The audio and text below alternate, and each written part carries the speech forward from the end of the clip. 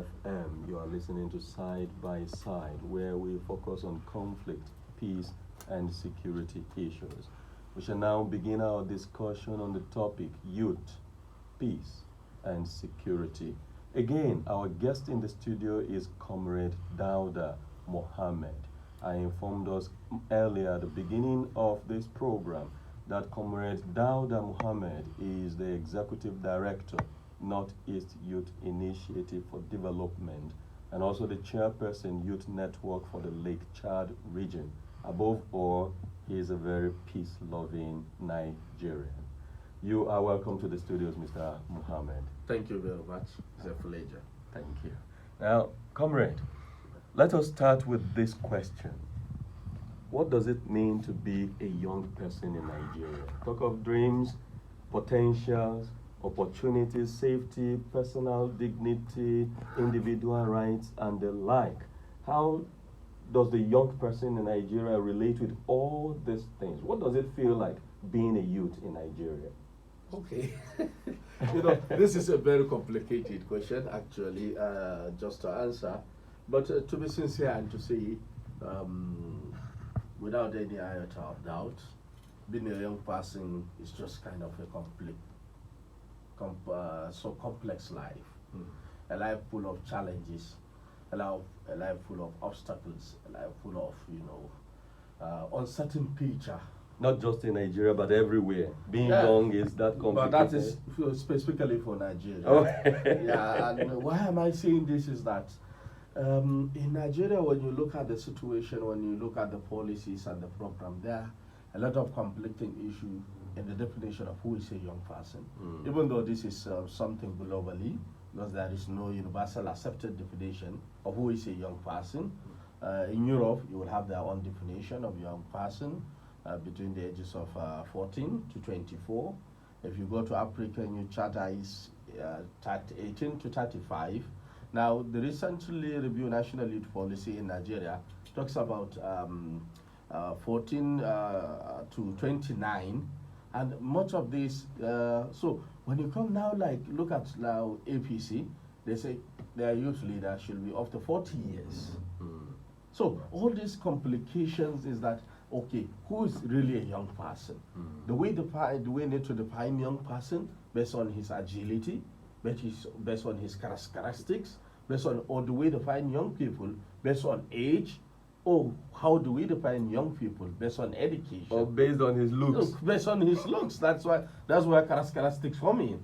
So all these things are issues, but basically when you are defining young people in Nigeria, simply you will define somebody in terms of age between the ages of 18 to 35 or thereabout, which is up to now the national policy is not that so, but what is in the policy is 29, but we have not seen any implementation of that 2 years after this the adoption of the policy.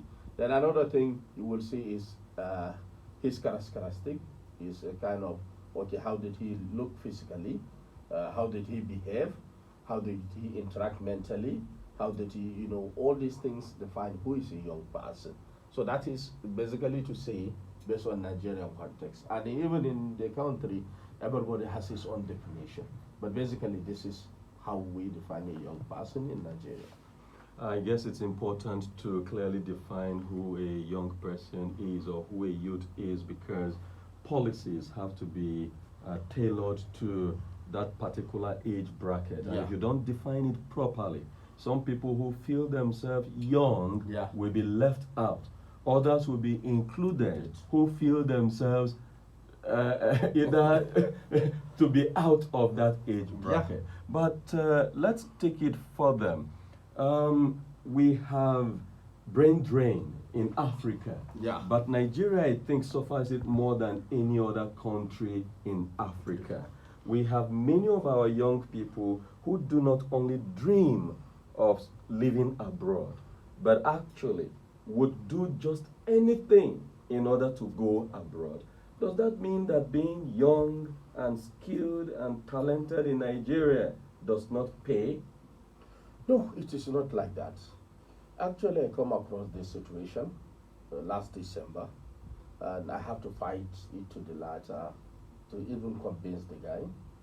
The guy is from South. He wanted to go to Europe, specifically, I think, Poland.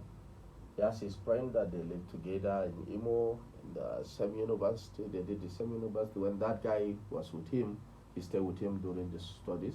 So they now have an agreement that, okay, he's going to, the only simple way for him to be in Europe is to get him admission. So they now agreed. He sent him money, about 3-point-something million. And unfortunately, he even invited him to come down to Abuja for his interview. Unfortunately, the whole system is scam. So this guy became depressed, become so disturbed. So we started discussing, we started talking. I asked him, why do you want to go to Europe? He said he only see his picture in Europe. He only see that it is only in Europe that he can get his dreams come true.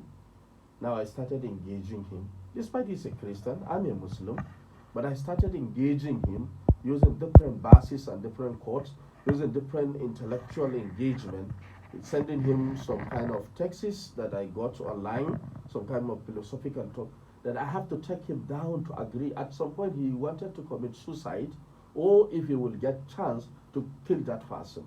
I tell him that is not the way, because I also passed through those situations.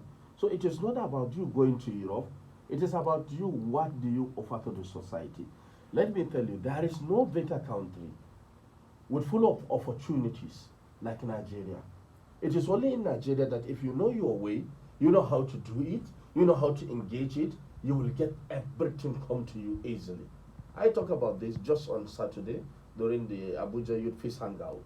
I said to them, the problem we're having today in Nigeria is that we find ourselves in the midst of unfortunate people. Who are these unfortunate people? Those people that today find themselves by opportunity to lead us. How by opportunity? Because they are sons and daughters of poor, been taken with the Nigerian money, our own money. They were sponsored to get education, school abroad, get the best, come back. Instead of them to pay back, mentor the younger ones, teach them, guide them, put them through, they now put a centered, selfish approach, personal-centered approach that all they know is their children. Now ask me, if you steal 10 billion, what are you going to do with 10 billion when you have one wife and 2 children? I wanted to ask you the same thing. What are you going to do with it? So just look at this, despite all the other things. So the problem we have, that the major problem today in Nigeria is that young people lack mentorship. Like the guidance and counseling unit is just a name. I think it's one of the most disadvantaged department even in our universities. And underused. Underused. That's why I say disadvantage, because nobody is using it. Even those who study the guidance and counseling are not up and doing. They are not even helping to make their professionalism look better and important to the people. They only feel that, okay, they don't have anything to do. So this brings us to where we are, that today the African youth, including Nigerian youth, see that the only place they will go and get their dreams come true is for them to travel to Europe. But as for me, traveling to Europe is the most riskiest and is the best waste of time, because you will go there, what do you do there? Taxi driver, hotel attendant, with your BSc, with your MSc, with your PhD, cleaning on the road. When in Nigeria, with just few things, you can get your friends, family, and even yourself to start smaller businesses. The problem we have with the young people today, we are in rush.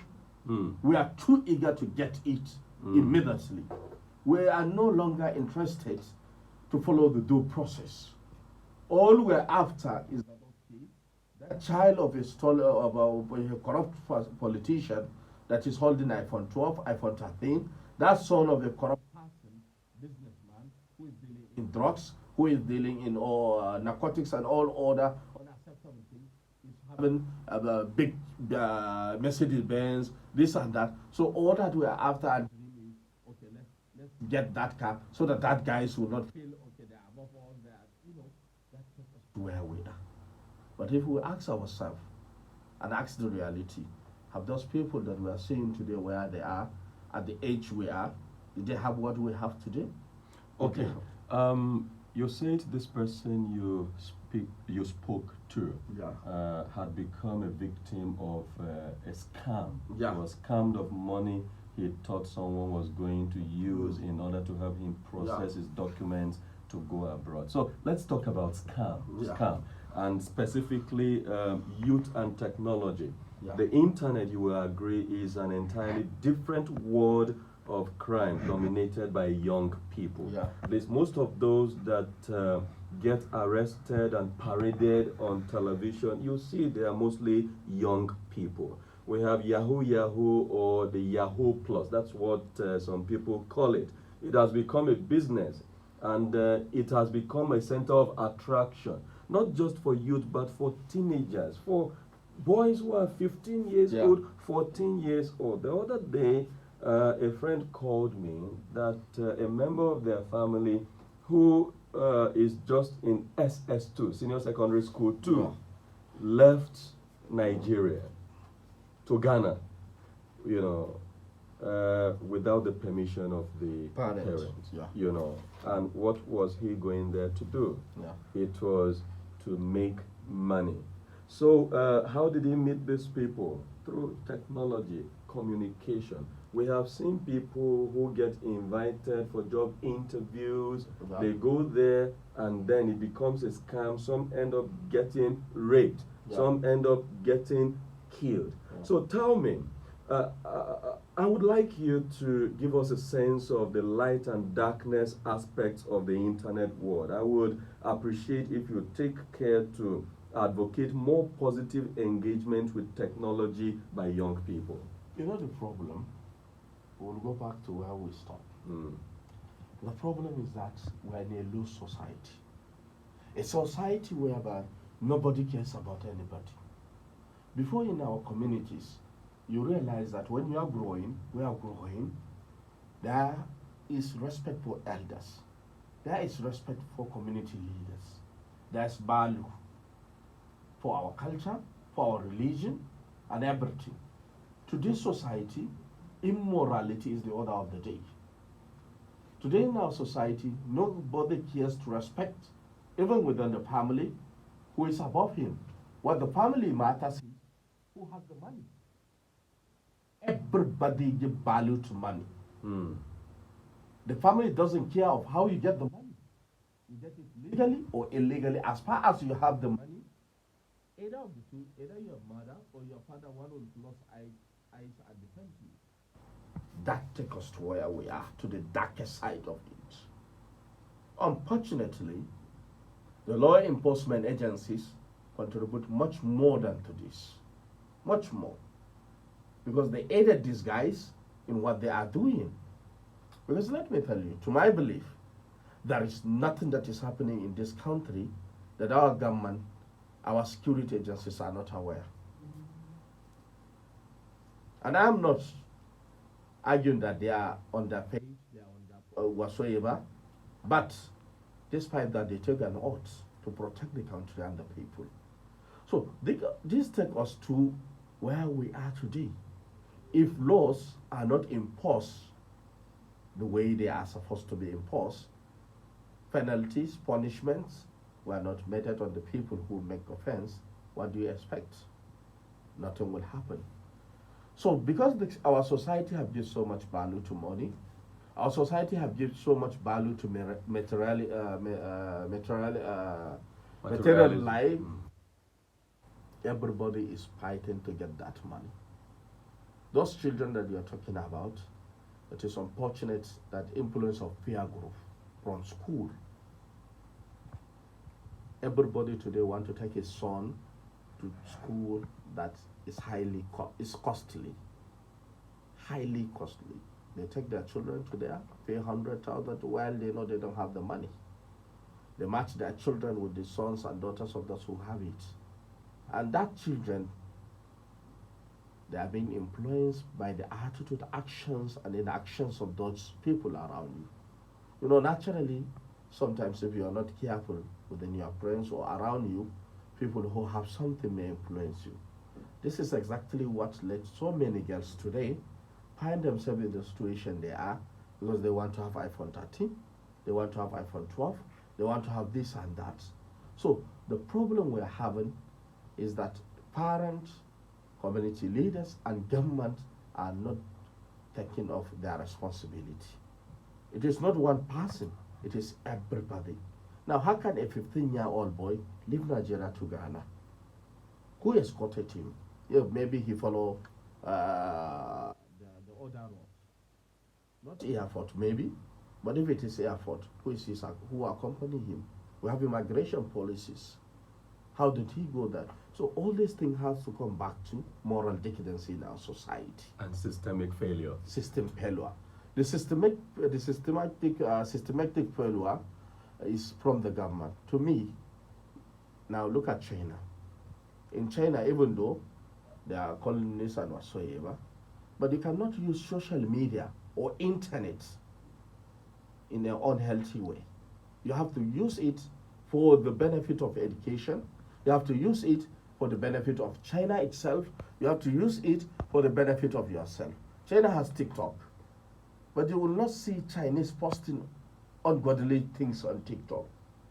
But if you go to TikTok today, what we are posting, whether Hausa, whether Yoruba, whether Igbo, whatsoever, you'll feel that, are we even humans? We call that freedom Is that actually the freedom? And I want you to tell me, Is that actually the freedom? could it be that there is a problem with our understanding Our of freedom? understanding of freedom. We say we are people of religion, we are people of tradition and culture, but unfortunately we are not following that footsteps. And our government are not ready to enforce. Because all that they are after is that to have the people distracted from actually what is happening in the governance. If to say today Nigerians, look at what happened with the NSAS protests. Just one single thing. I was going to come to NSAS, you know. So hold the thoughts there. We'll take a quick break, and when we return, we'll continue from NSAS. Thank you. Please stay tuned.